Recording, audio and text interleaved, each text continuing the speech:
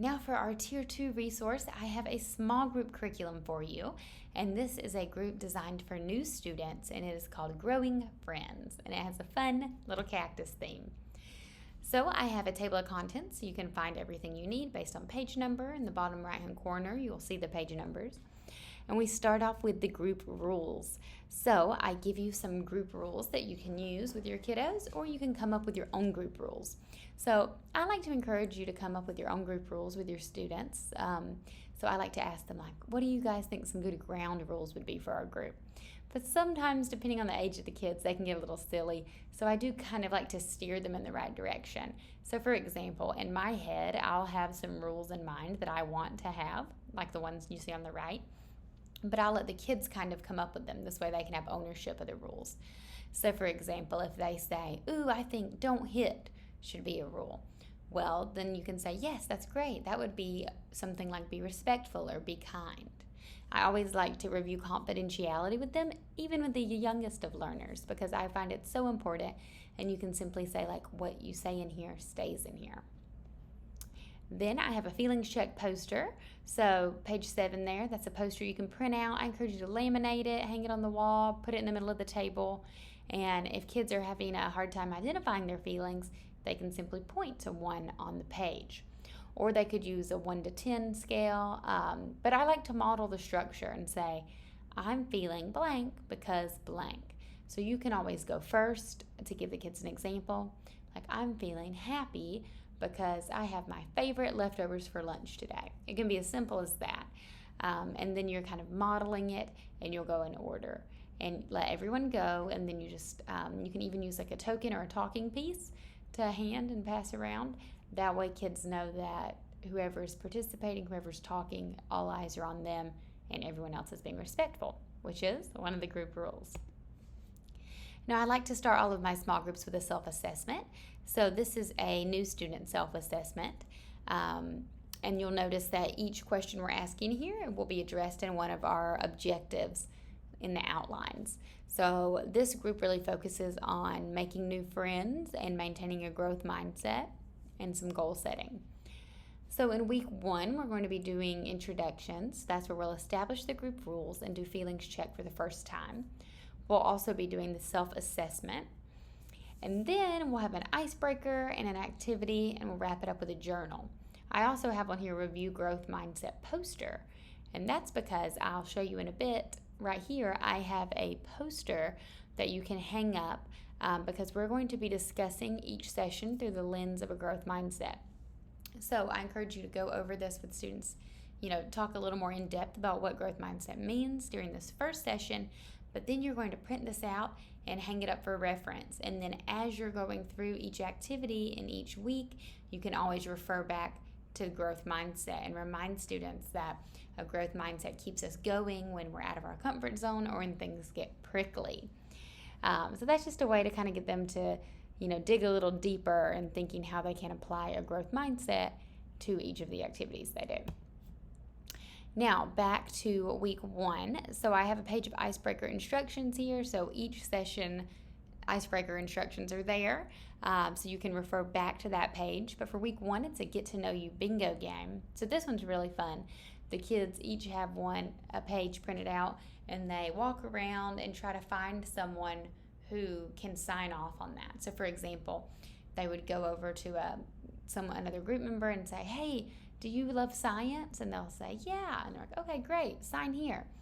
Or do you play soccer? And they'll be like, no. And they're like, okay, find one that you do. This way you're getting to know each other, and it's kind of a challenge way. So the first student to get 4 in a row wins. Now, our activity for week 1 is called a prickle and a bloom, and it's just a simple coloring sheet. So they'll color, and then they're going to identify a prickle that's been something tough about transitioning to a new school, and then a bloom is something that's been positive about their transition. So for example, a prickle could be, I miss my old friends, but a bloom can be, I'm excited my new school has a swim team, something like that. And then we wrap it up with a journal reflection. So I have a 2-part question for journal 1. So part of it directly relates to that week's topic, which is what do you think about being new and having a growth mindset? But then I also have a space for them to write what they want to get out of this group. So they may likely have not been chose this group for themselves. It was likely recommended by a parent or a teacher. But you want them to be invested. They're here now, and we want them to really take part of their learning.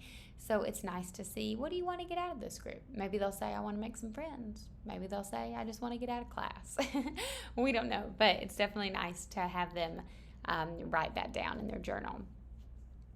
Now, week 2 is called Growing Pains, and that's where students are going to start identifying struggles and successes. So again, we'll start the way we always do, group rules and feelings check. This time the icebreaker is a sides of the room game. So you'll go back to the icebreaker page and see the instructions there. It's a get to know you game where students are moving from one side of the room to the other based on preference. So would you rather be on an airplane or a boat? Do you like sweet candy or sour candy? Instagram or Snapchat? Things like that. And that's a cool way for kids to see what they have in common with their group members. Again, we'll review and discuss that growth mindset poster, and then we'll move on to the activity, which are cactus discussion cards. So you're just going to put these in a pile in the center of the table and have students take turns drawing and answering the cards. I love these cards. They're simple, but it's a great way to get kids to open up, talking about getting out of their comfort zone, what they miss about their old school, what it feels like to be the new kid. And then for reflection number 2, we have them reflect on a success and a struggle that they've had at school so far. And then, how is your week going on a scale of 1 to 5 and why? So this is a little check-in just so we can confirm how they're doing outside of our counseling session. So how are they adapting to life in this new school? Now for week 3, we're talking about support systems. So again, we have our same procedures we're always starting with. The icebreaker this time is a charades game, and they're going to take turns acting out their favorite activities for other students to guess. So again, all of the icebreakers are intended to be a fun get-to-know-you game, so maybe they can form some friendships since they're all new. And then the core activity is designed to teach them like a coping skill for being new and for being out of their comfort zone. So for this one, if they like ice skating, they could act like they were ice skating and people would try to guess it. So the charades are really fun. And then for this week's activity, it's a support system mini book. So they're cutting this out. It's kind of a craft. You can either use like a metal ring or a bracket. You can simply staple it. You could use yarn, however you want to attach these together. But they get to do some writing and coloring in here, and it's a fun craft to assemble. And then that journal reflection for week 3 is where they're identifying people in their support system. And then they're going to talk about how their week is going again. Now, I like to do the scale of 1 to 5 because later you can, after the sessions, kind of flip through their journals and say, oh, last week was good for them, but this week was really bad. Maybe last week they were a 4, but this week they're a 1. Then you can maybe, have that student stay after for a couple minutes and check in and say, hey, what's going on? I saw you put a 1. This is a good way to have some conversations they may not feel comfortable having in the group setting. Now, number 4 is prickly situations. So this one has an icebreaker, which is the beach ball toss. And you can see the questions there. You're going to cut these out, and you can either put them on a beach ball, and how you play that way is you toss the ball, and when the kids catch it, wherever their thumbs land, those 2 questions, they get to select which one they'd like to answer. And these are fun because I have like a mix of just get to know you questions here. Like if you could live anywhere in the world, where would you live? What's your favorite month and why? Do you have a nickname? What's your dream job? Just fun get to know you questions.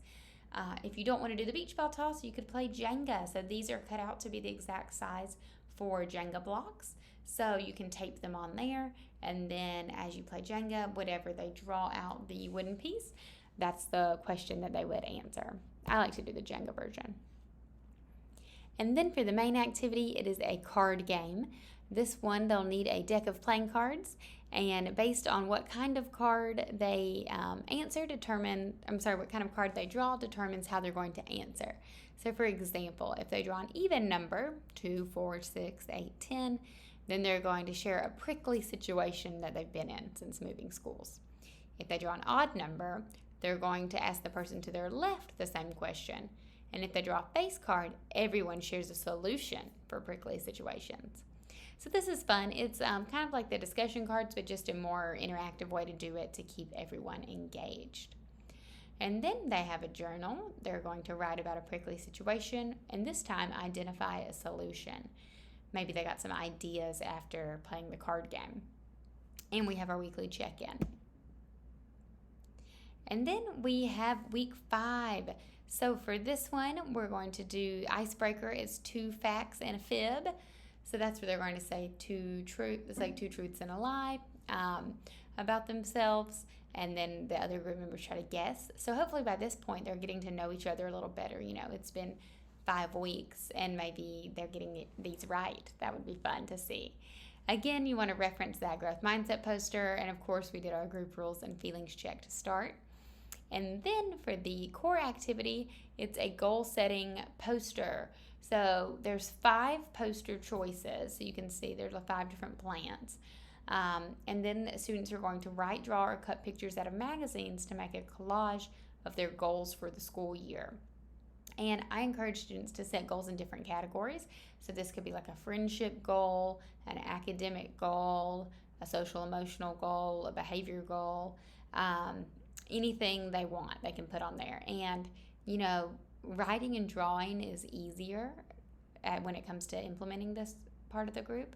But I do find that the collages turn out really cool. So if you have some extra magazines and you have some time, I think the collages look really nice, because afterwards you're going to get everyone's different succulent or cactus and you're going to combine them on a large poster paper or bulletin board to show off their goals. And then as a reminder, when they come by your office, they can see what their goals are. And it's optional if they want to write their names on there, because they may not, may want to remain anonymous. And then you're going to have them identify some goals in their journal. And that's the last session. So you'll wrap up with that self-assessment. So you may notice these are the exact same questions as before. Have them put their name and date on the self-assessments. That way you can track their progress. And then hopefully on their post-group self-assessment, you can see what areas they have improved in, and then what areas they may need a little more support.